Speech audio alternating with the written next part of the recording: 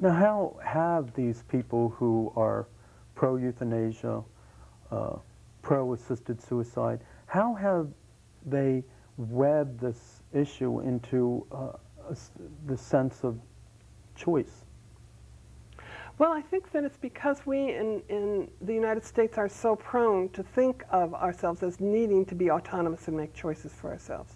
Mm-hmm. So it was a very bright political move on the part of the people that are pushing for euthanasia and assisted suicide and infanticide and abortion.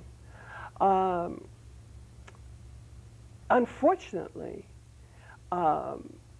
there are many other choices, and it's almost as if they've stolen the word choice. You know, there are many choices for someone who has disabilities, but we've ended up having that word preempted by the culture of death.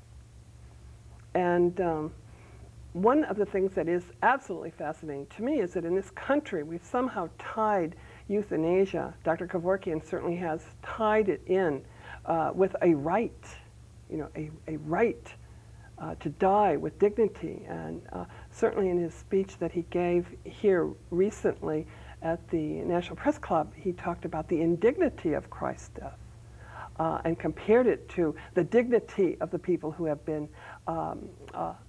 assisted to death in his rusty van. Mm-hmm. But in this country, we've tied it, somehow it's been tied to this question of a right to die with dignity. Now, in the Netherlands, where so many people are being helped, and it is truly a hideous situation where so many people are being killed by their physicians, often without their request, often without their knowledge, often without consulting the families.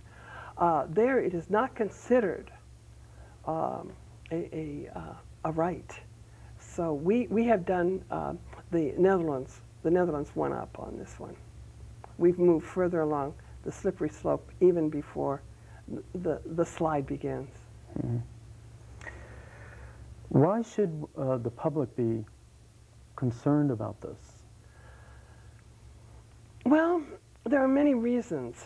I think that the disability community is beginning to wake up to the danger, because Dr. Kevorkian and the people who preach the culture of death have tied these in with the fear that the public tends to have about losing function, mm-hmm. about losing control. Now, one of the things that my office has attempted to do, and certainly I've tried to do in all my writing, is to stand disability on its head and say there are some positive things about being disabled. I think that those of us with disabilities truly add something to our society. We need each other. We are the ones who kind of in a way civilize our cities, our culture, our parishes, because we need other people. We have to reach out. We have to find someone who will help us do what we need to do and which we cannot accomplish that easily by ourselves.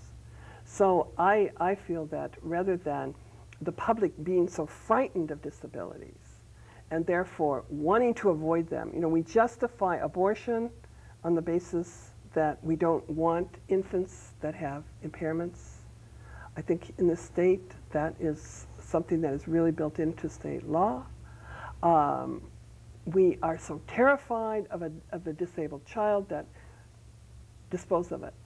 A child is born with a disability, let it die. Don't bother with it. Lay it on a table and let it die. And the same is true now. We're moving into this where we're really manufacturing a quick cure for disabilities of adults and older people. We cure them by zapping them out of existence. That is absolutely terrifying to me.